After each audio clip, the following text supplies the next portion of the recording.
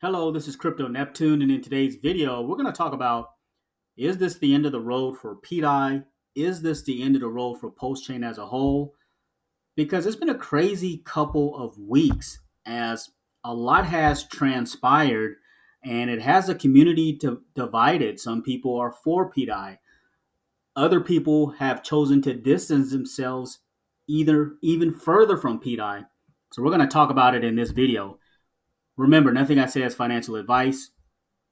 Make sure that you only use risk capital in anything crypto. And thank you to those who continue to support the channel. So it all started a couple weeks back when Maria the Atropodev noticed something goofy kind of going on with PDAI. He says, I don't know what's going on with PDAI, but it seems like somebody's able to mint PDAI and extract it. So Maria, who was thought to be a trusted dev in Pulsechain, just starts pulling liquidity, and from what people have been saying, has been bridging out.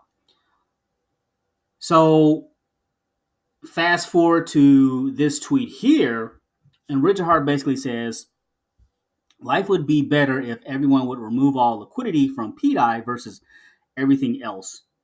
The PDAI supply has grown by 213 million plus since I started tweeting about the exploiters. Tons of coins are worthless out there and no one cares about them because they don't have liquidity, meaning you can't inflate and dump them for other things and then sell those things for stables and bridge out. But instead, whoever is providing liquidity is getting extracted on, as you see from 20 minutes ago. And those things they swap their inflated PDAI for then get sold. So when the liquidity provider stopped giving PDAI dumped on them, then the holders of the other coins don't have to get dumped on as well. The extraction problem goes away when there's not liquidity to extract from PDAI anymore. Just like thousands and thousands of other coins on Ethereum and Pulsechain, not worth talking about because worthless. So pretty much a lot to unpack there. It seems like from this tweet that Richard Hart is issuing a warning. And then there's some other people with the theory of they're thinking, well, maybe Richard Hart is trying to shake out the weak hands. And to me, that theory just doesn't make sense because all he has been talking about is bringing volume to Pulsechain. Like, why would you want to alienate investors that way and prevent volume from coming in? So it almost seems like this is from a caring father perspective, if you want to think of it like that, a caring perspective to protect investors, to say, hey, let's not let this extractor get away with it. But again, there's the other side of the coin where there are people who are basically stating, no, he's just sending out these spicy tweets because he wants to shake out the weekends and give value to those true believers. That could be the case, but again, like, why would you mislead investors that way? So if we go and look at PDAI, as you can see, the volume has been heavily impacted. So it looks like, it's a weekend, but the volume has been heavily impacted. Only 61K in volume over the last 24 hours. And again, it could be just because it's the weekend. People are just trying to reload, get some extra funds to reload back in. There are some also talking about some sort of debt ceiling situation where potentially it could make this whole inflation problem go away. So again, the whole theory was many people thought that both Maria and Richard were on the same page. Because remember, Richard at one time, he was promoting PDAI, was behind it. The same for Maria. And I always thought that, okay, well, maybe Maria is a dev of his, that he is a trusted dev. And for a while, Maria held up the Atropa side. I said, okay, maybe the plan is to build up this massive liquidity web on Atropa and then tie that all together to the other, core coins and just build everything up on Pulsechain. But now that you have the divide between these two devs, it raises concern because you had this whole theory of Atropa and it's safe and you can put your money there and grow. Hindsight 2020, was Atropa maybe should have been played as just a swing traded type of part of the ecosystem? Maybe. And the way things look, again, hindsight 2020, that could be the case. But I feel like this could potentially be just like a warning shot, like a warning to people, say, hey, there's other opportunities on Post. Now, he has not said anything bad about the Wrap Bitcoin. He has not said anything negative about his core coins. So let's see if we can go back here. He has not said anything negative about his core coins, other than we need more eyeballs on the chain, pretty much. So what do we have to look forward to? There's a couple of things that we can do. We're going to kind of tie some of this together. In this very moment, what can you do? What are your options? You can de-risk, meaning you can de-risk a little from Pulsechain and hold that crypto aside and do what you want to do, whether you keep it on Pulsechain to see how things shake out, or whether you bridge some of that out to do what you want to do. But you still have a position on Pulsechain in the event that something happens. You can essentially do nothing. Like a lot of people, when I'm getting on these, when I'm seeing these different streams, it's either one extreme or the other, and there's not anybody really like kind of talking through it, of giving you kind of your options and kind of being level-headed about the situation. You can do nothing. You can essentially have all the bags that you have and do nothing. You can believe in PDAI. That's the beauty of decentralization. You can believe in PDAI. You can believe in everything, Atropa, that everything is going to work out. You can maybe believe that maybe Maria has some sort of orchestrated plan to pump that whole ecosystem back up, potentially helping get PDAI pegged to $1. Who knows? But you can do nothing because maybe it makes you feel better by doing nothing, and for a fact that you have done everything that you can,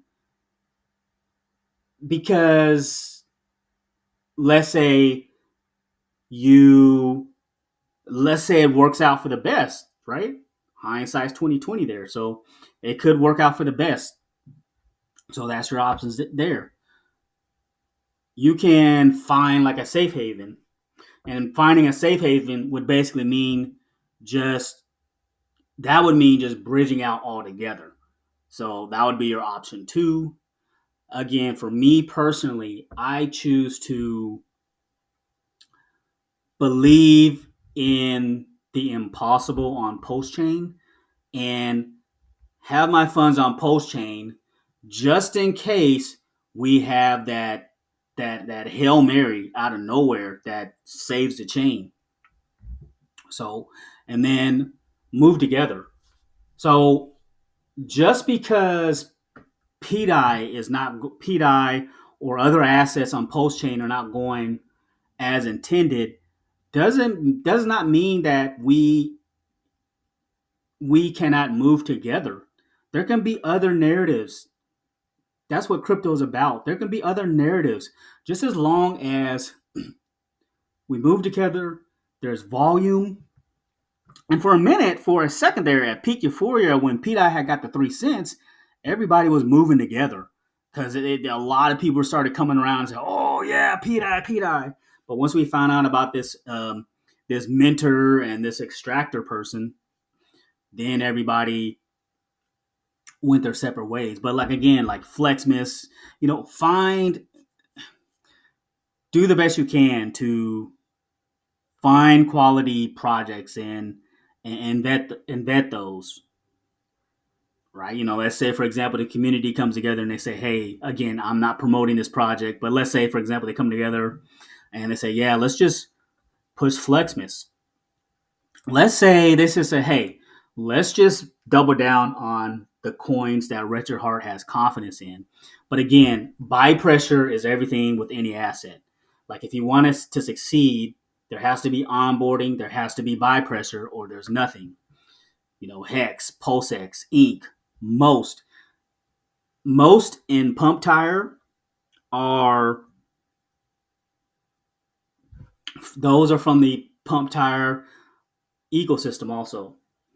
And another thing too with Richard Hart, he has shown the ability. Another reason why I believe him, far as his thought process with PDAI, is he's a stubborn person, but he has also shown the ability to pivot when necessary. So he pivoted because he was all about just core coins and that's it. When he realized he needed more volume for the chain, he went ahead on and created a launch pad in Pump Tires.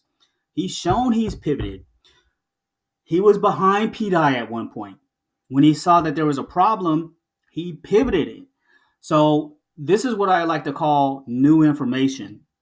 When you stumble across new information, it's okay to pivot and reevaluate the situation. And that's why I feel he's not necessarily trying to cause harm to investors. He's saying, hey, as a heads up, this is what's happening with PDAI. So again, here are your options. You can de-risk, you can do nothing, you can, find a safe haven, you can move together. Oh, and also, here's your, like, again, here's another option. Like some people, they just doubled down and said, now I believe in it. So I like to paint a clear picture of options that you can, but I can't tell you what to do. You have, is your money, is your crypto. You have to do what's best for you. What else it would be a saving grace? So in 2021, the low, let's see if it'll let me get back. Cancel. This chart's in the way. I don't know why that popped up, but the Ethereum low was right around $730 at the beginning of January in 2021. The high of that year was $4,878. So that's a 568 plus move. Now, looking at the price as of, let's see, looking at the price as of today, we're at what, 1800? So we're at 1800. We'll say 1800, 800. Let's say, what if we do, what would be like a 560 something move? So let's type in 6,000 for just shits and giggles, okay? No, not 6,000. What would be a saving grace? So let's do 8,000. Let's do 10,000. So, okay, so that's like Ethereum at a 10,000 price. Remember, it did like a 560 something plus move. Yeah. So $12,000.